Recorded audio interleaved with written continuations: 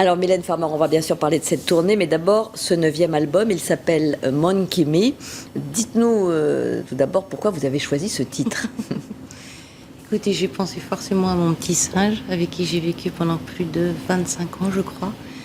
Et je pensais à ce côté facétieux, à ce côté enjoué. Parfois, j'ai l'impression d'être dans un vêtement trop étriqué. Et j'ai envie de rire parfois aussi.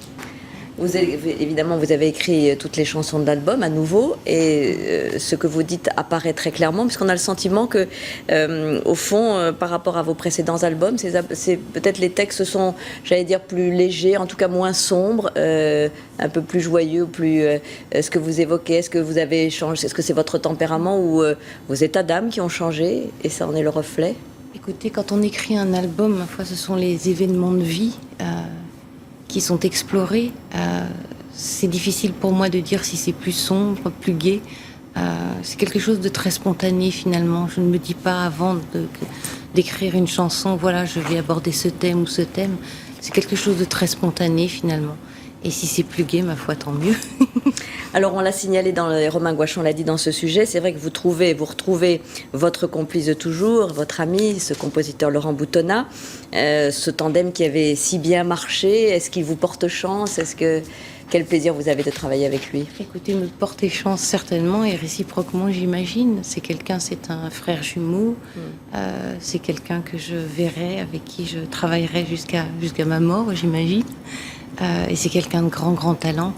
Et j'avoue que quand j'ai travaillé encore sur cet album avec lui, dès qu'il met 3 accords, il a encore cette capacité de m'émouvoir et de me faire pleurer sur 3 accords. Donc c'est quelque chose de magique pour moi, bien sûr.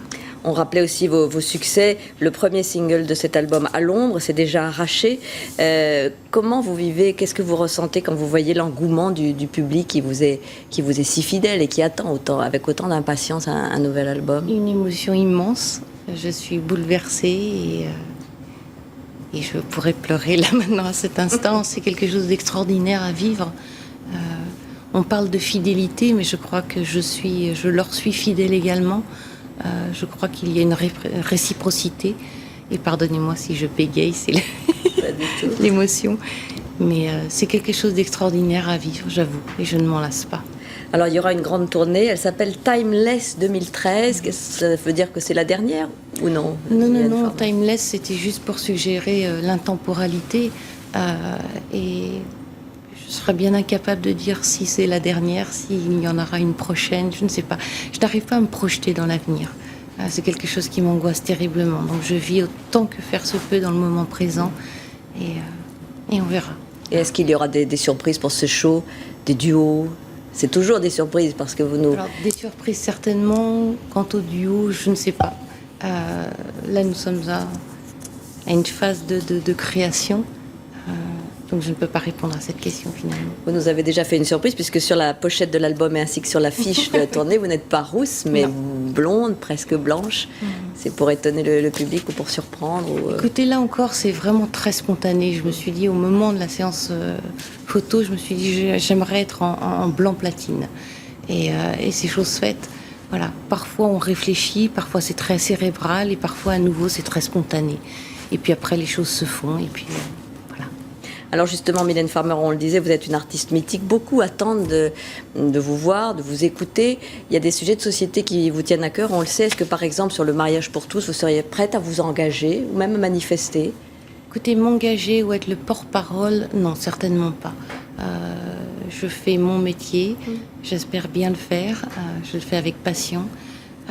Et quant au mariage, parce que j'imagine c'est ce à quoi vous faites allusion, je pense que le débat est étonnant en ce sens que...